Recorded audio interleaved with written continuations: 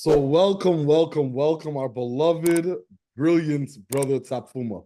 We so appreciate your Thank consistent you. leadership and solidarity. And as always at SETC, we begin all things by giving thanks to our creator, by acknowledging the original stewards of the various lands we're on. We acknowledge all our ancestors, all those who said freedom or death, all those whose bones lie at the bottom of the transatlantic, all those who toiled without compensation or compassion. We acknowledge all our elders and community stalwarts whose shoulders we stand on as we build, share, and learn together for our collective liberation and sovereignty. So, my beloved brother, please introduce yourself to our listeners and viewers and share a bit about your remarkable work.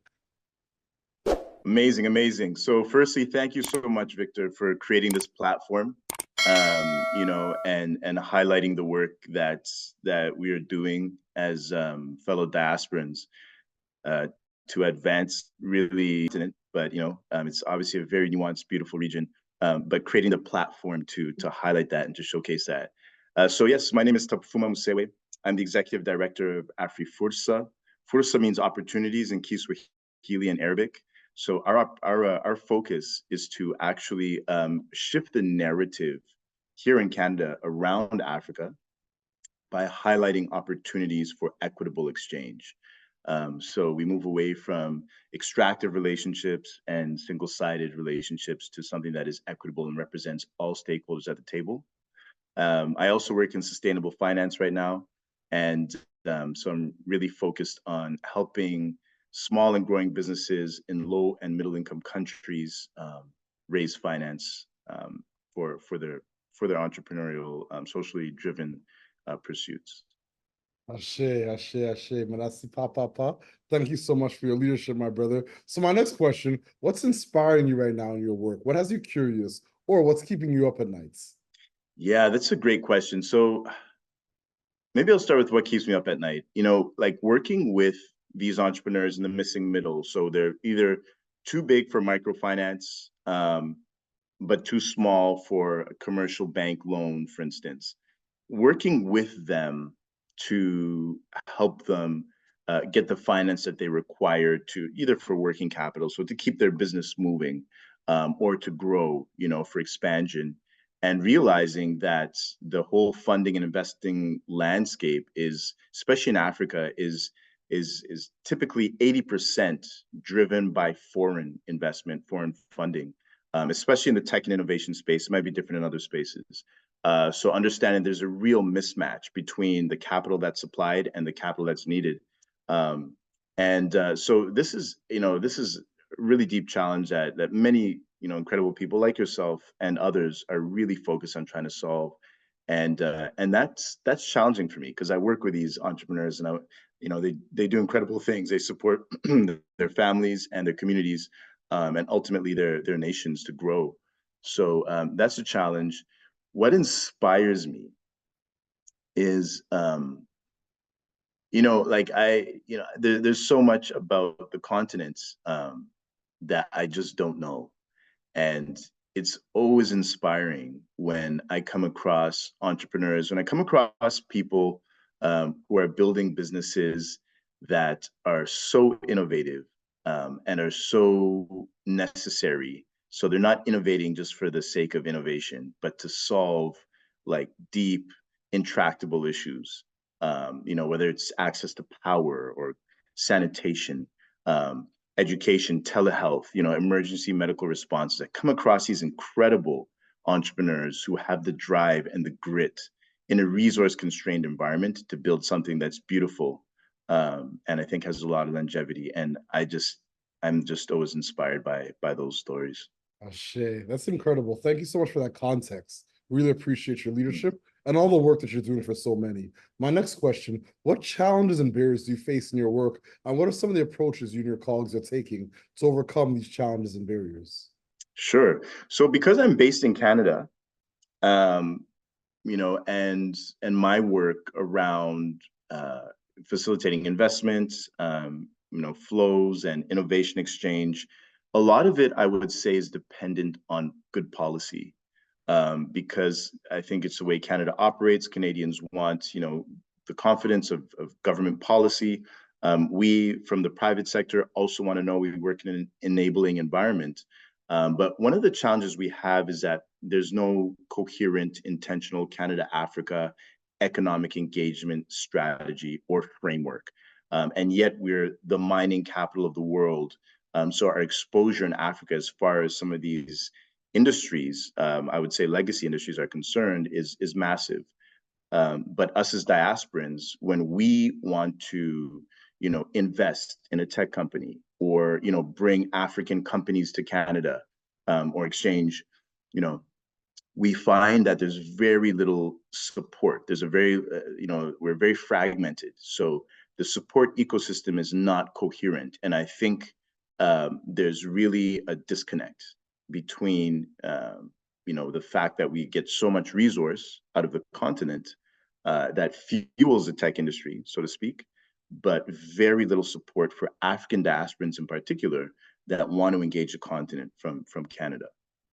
I couldn't agree more. When I look at some of the other strategies, the Indo-Pacific strategy and others, it's night and day in comparison to the strategy. And when you look at Canada as a G7 nation, we're actually doing the least in Africa, but still there's a lot of extraction. So I think all those points are really important. And I think that the diaspora has to really find ways and means to engage Global Affairs Canada, Export Development Canada, EDC, and really build that bridge and say, listen, like there's Black businesses that need to be export ready. We need to build those pipelines because 100%. So I couldn't agree more with you. And once again, I just applaud your leadership and the remarkable work that you're doing that I believe will lead to positive and sustainable policy and infrastructure developments between thank you continents in Canada. So my next question, do you have a set of key priorities right now in your work? Yeah, so you've actually touched on a few of them. So as far as investment is concerned, we're very, so there's really three priorities. So it's in facilitating investment flow, innovation exchange, and policy development.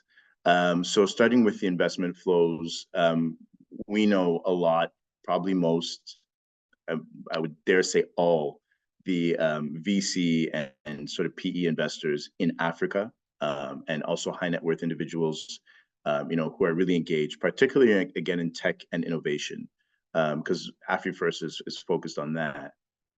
So my priority there is to continue to build the narrative, because again, it's a very fragmented story where even some of the VCs don't know each other, and so we brought them together through our platform. That's one.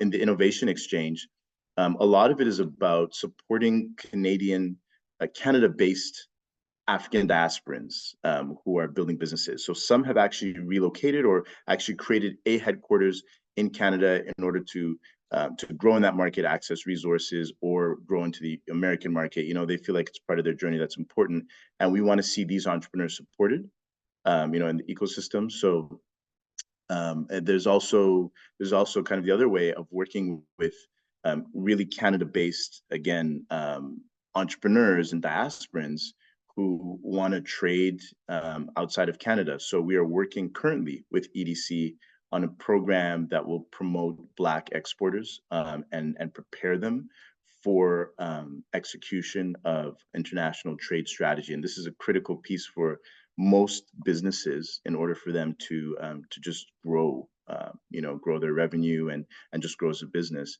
So we're leading that as far as tech and innovation again is concerned. And in terms of policy, we engage directly with our members of parliament, and at federal level and also at municipal level and a little bit at provincial level around engagement with Africa broadly.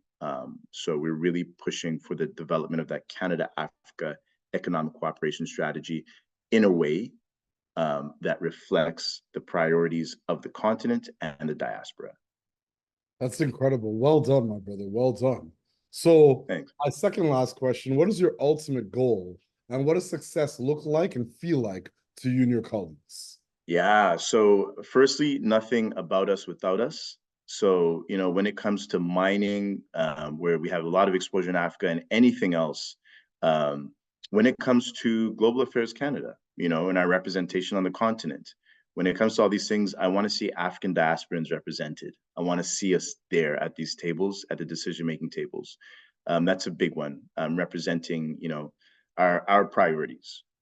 That's a big one. Another one is that, again, this massive continent that holds the most potential, and really is the future of the globe in many ways. What happens with Africa will determine what happens across the world. I want to see that prioritized in policy, and yeah, I think another big piece would be just the visas. So just the sort of loosening up of restrictions around just the exchange, so the flow of people, and ideas and resources, between Canada, and the continent.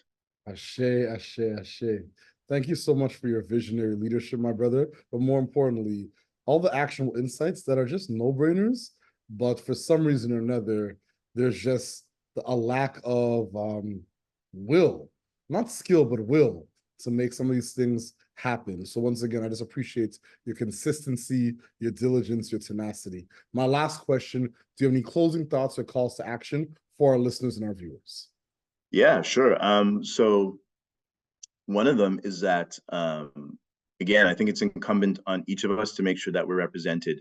And one way we can do that in Canada is by leaning on our members of parliament, and MPPs as well, for representation and for ensuring that our priorities as African diasporans, are heard and understood, and are prioritized themselves. So I think that's one call to action. I would also say, it's really important for us as diasporans to not be so fragmented. So, know who your people are, and the people that you're aligned with, know your community, and engage, because there's a few of us, there's quite a few of us who are leading and creating space, for other, fellow diasporans to really prosper and to do their thing. There's quite a few of us, and I think this only works if we collaborate.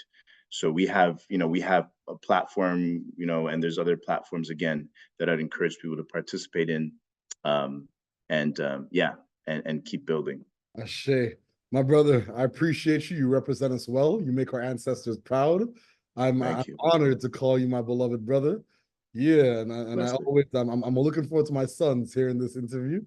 You know what I mean? And yeah, just give thanks for Wonderful. authenticity Yeah. and your consistent integrity around how you approach this work. Once again, you make our ancestors proud. And as always at SETC, we close this interview, this conversation, the way we began, by acknowledging, giving thanks to our creator, by acknowledging the original stewards, the various lands we're on. We acknowledge all our ancestors, all those who toiled without compassion or compensation. We acknowledge all our elders and community stalwarts whose shoulders we stand on as we build, share, and learn together for our collective liberation and sovereignty. Thank you so much, my brother. I appreciate you. Blessed. Thanks, Victor.